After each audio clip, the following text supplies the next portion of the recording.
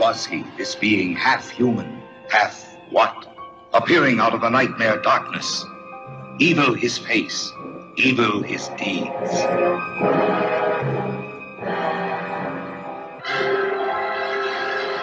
Do you really think I'd invent something as horrible as all this just to get rid of a ranch hand? I don't know what to think. I only know that I can't accept such a thing as a vampire.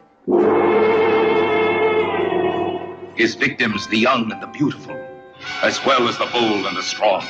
You was just lucky the other night when my man missed you. If that was me, you'd be pushing dirt. Don't reach for your gun. Will you get out of here?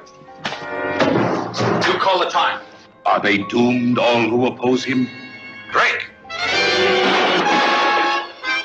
Can nothing human stop him? I hit him. I know I hit him. If I can't do it now with your consent, I'll go into Banning and get a court order. But I'm going to open those coffins. See you dead first! Now get out!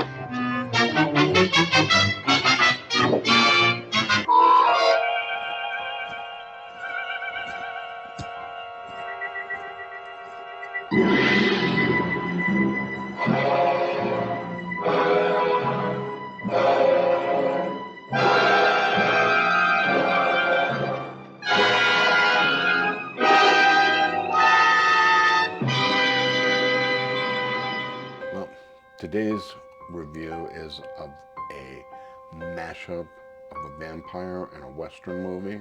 One of my favorite types of movies, the vampire Western. How cool is that?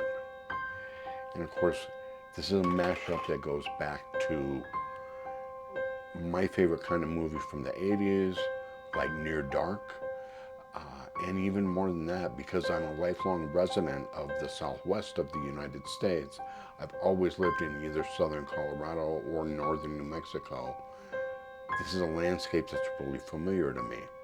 It's a place where houses are built out of adobe, where you see what are called vigas, the roof of houses coming out in roof beams. That it's been used from the time the Pueblo Indians were building houses around Taos Pueblo and even further back before the Europeans came to the area.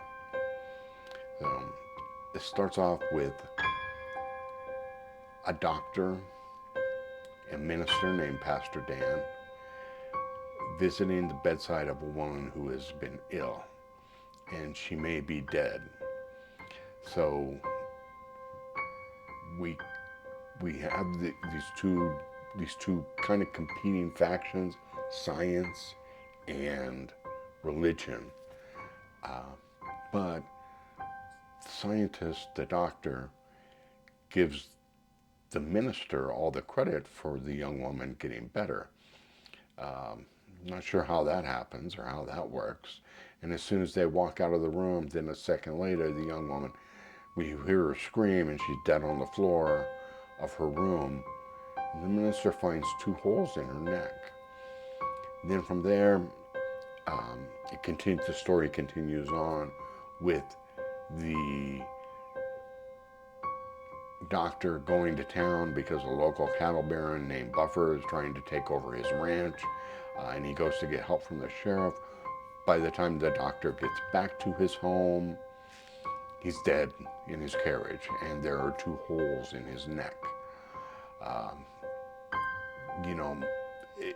Kind of obvious signs of vampire. And it doesn't take too long for the minister Dan to figure out a vampire is the culprit.